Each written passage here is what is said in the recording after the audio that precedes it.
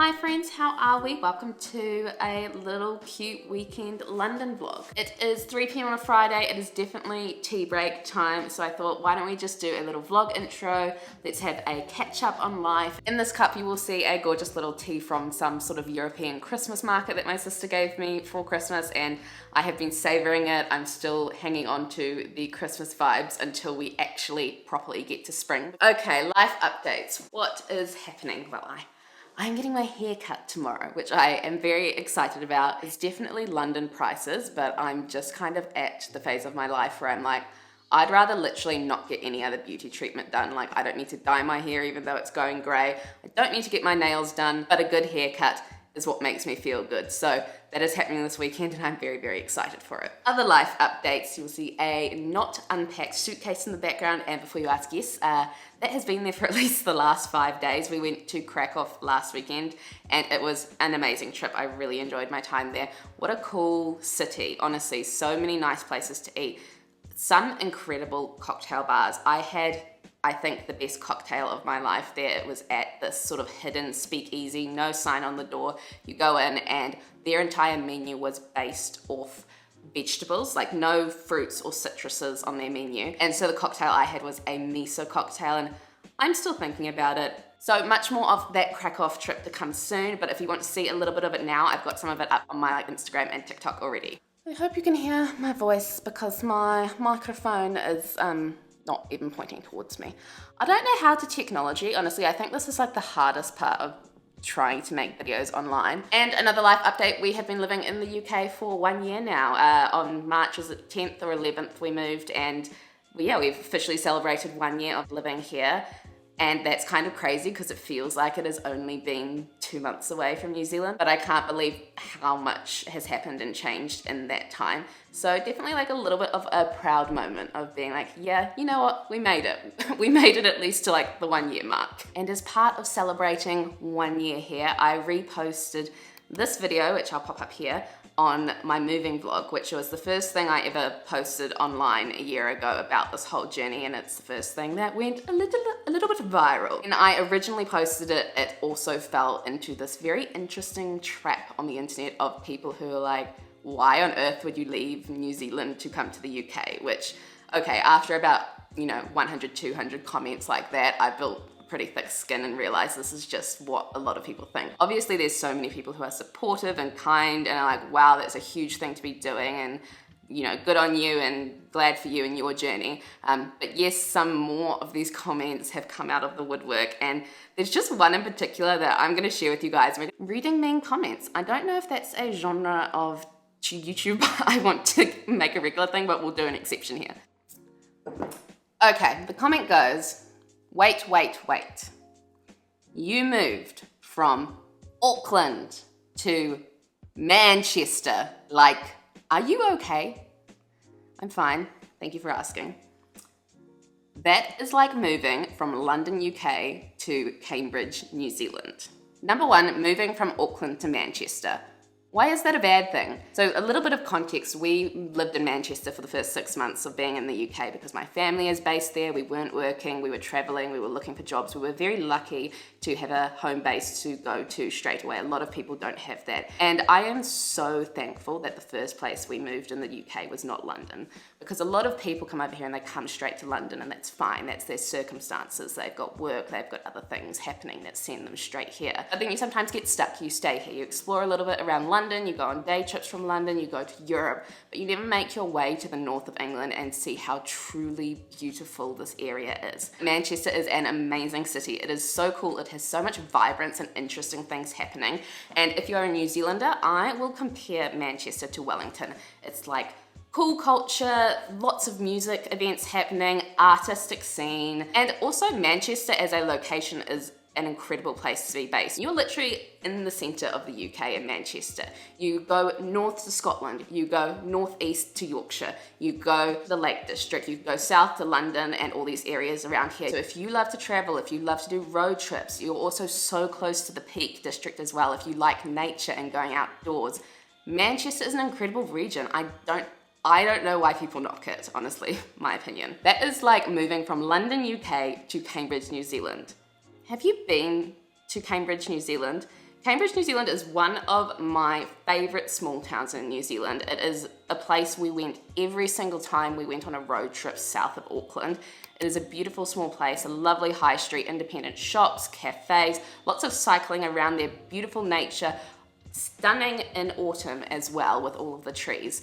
Like, honestly, if you move from London to Cambridge, I'd say you're thriving. Like, that's a good decision in life. Anyway, I just thought I would share that because it's definitely one of the biggest culture shocks I got when we moved here, was people expressing their opinions on why on earth you would leave New Zealand for the UK. On a lighter note, is there anything else you want to see about moving to London or moving abroad? Any more helpful YouTube style content that I can make? Leave me a comment, because I would love to sort of start to create a catalogue of things that I would have loved to see when I was moving, and that might be helpful for anybody else in the same boat. But in the meantime, we are going to finish our tea break, we are going to finish off the work day, and then just have a very cozy, wholesome Friday night evening. I'm going to a yoga class. It is rubbish weather outside, raining as per usual, I hear, with spring in London. And then we're coming home, putting on our pajamas, having something to eat, putting a movie on the TV, and just doing absolutely nothing. And if you are new around here, give this video a like. It helps it reach more people who are interested in living in London, London life, moving abroad, all that jazz. So happy you're here. Let's get into the vlog. I was thinking about way back, when I thought I had it figured out, when I thought that I knew what to do and I didn't need you. I can't imagine if I stayed back, what would happen if I never found you.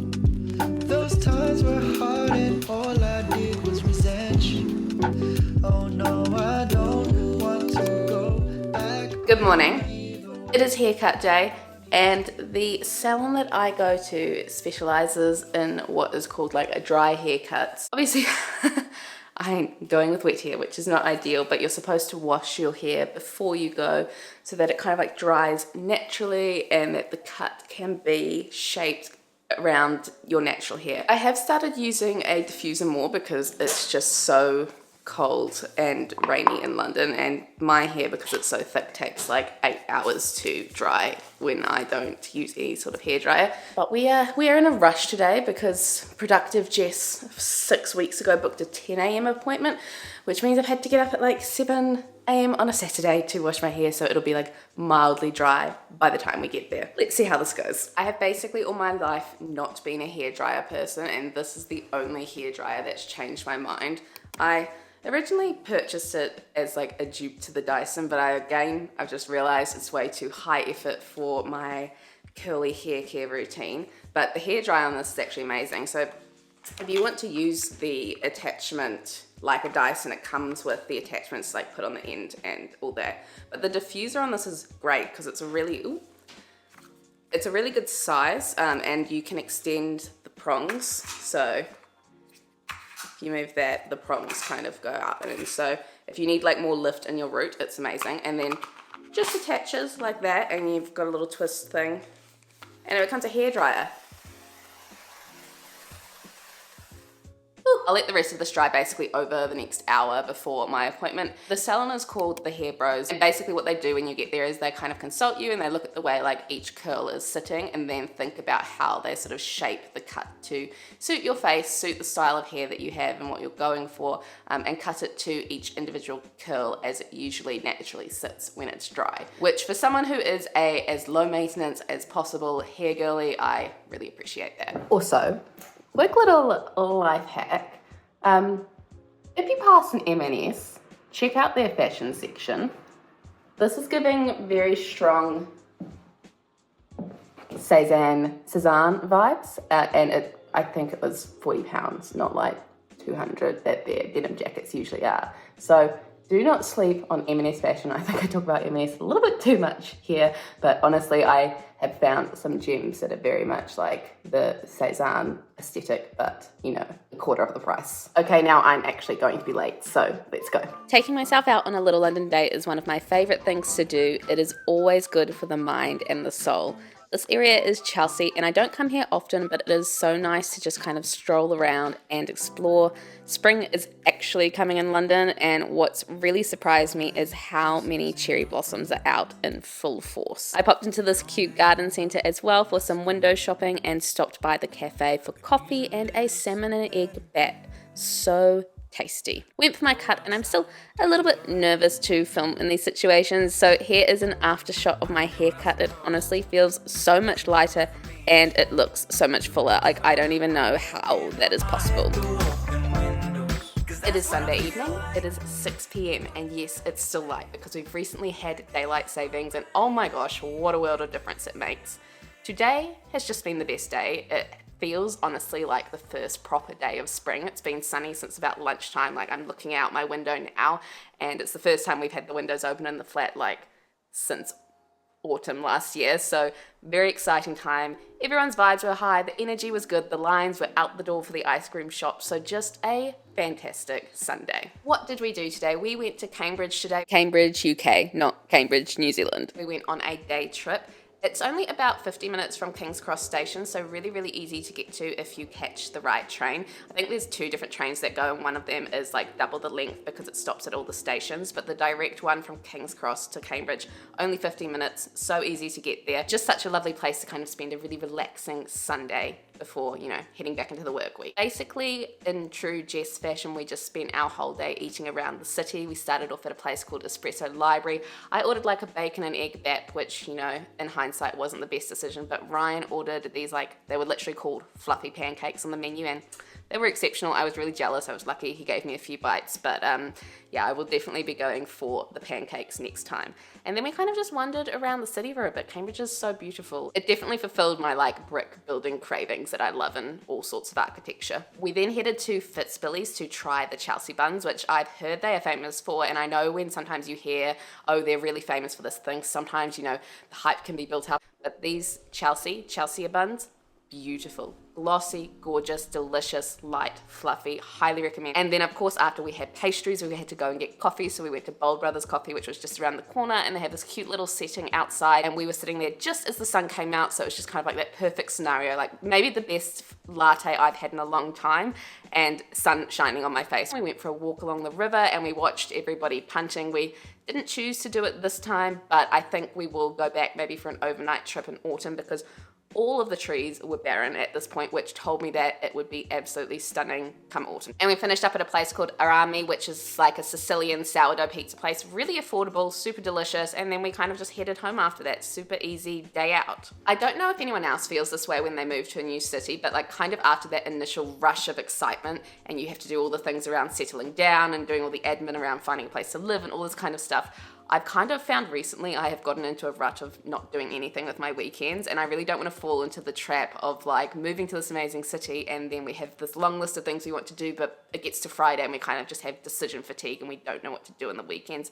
So the solution that my husband Ryan and I have come up with is we've made a long list of things in London and then also day trips or overnight trips that we want to do. So come Friday night we can sit down and go, what do we want to do from our list this weekend? Like, there's already pre-planned options that we're like, yep, we're keen to do that, and we just pick one, basically. But if you guys have any recommendations, please let me know, leave them in the comments, and I will definitely add them to my list. But in the meantime, you can also watch my last London vlog, which I will link up here, and that's pretty much the weekend done. Thank you so much for watching. I hope you have a wonderful day, week, weekend, at whatever time you are watching this, and I will see you in the next one. Bye!